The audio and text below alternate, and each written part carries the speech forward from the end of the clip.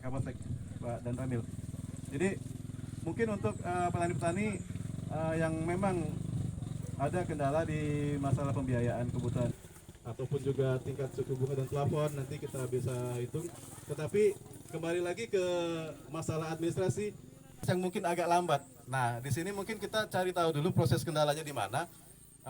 Kenapa bisa menjadi agak lambat dalam prosesnya? Mungkin ada miskomunikasi antara kami dengan bila terjadi kendala di administrasi, karena memang itu agak mutlak syaratnya Pak di administrasi, terutama masalah teman-teman atau laporan-laporan dari masyarakat yang datang ke kami karena masalah tidak bisa dilanjutkan proses itu. Sebenarnya mungkin coba kita gali lagi apa sebenarnya.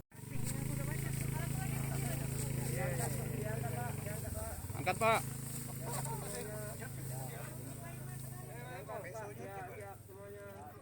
Supaya mempercepat pertanaman, jadi sudah panen ini harapan kita petani kita sudah menggarap lagi untuk tanam yang selanjutnya karena kita hujan masih ada dan juga ini menghadapi musim kemarau dan juga hari-hari besar keagamaan seperti bulan puasa, jadi stok pangan kita cukup tersedia. Jadi harapan kita akan kawal nanti petani kita ini baik dalam penyediaan pupuk, bibit dan sebagainya, sumber-sumber air juga. Dan kita juga berkoordinasi nih dengan Ramil, kepolisian maupun dari pihak Bank Sumsel terkait permodalan dan masalah-masalah lain yang ada di lapangan. Terkait dari permasalahan mereka pemasaran Pak, setelah panen mereka terkadang kendalanya penjualan. Nah, solusi dari Dinas Pertanian seperti apa Pak? Ya, kita sudah berkoordinasi dengan Dinas Ketahanan Pangan maupun perindustrian. Ini sudah ada bantuan krepu untuk penggilingan padi. Jadi masyarakat kita di sini bisa langsung ke penggilingan, itu sudah disubsidi, sudah diberi bantuan oleh pemerintah,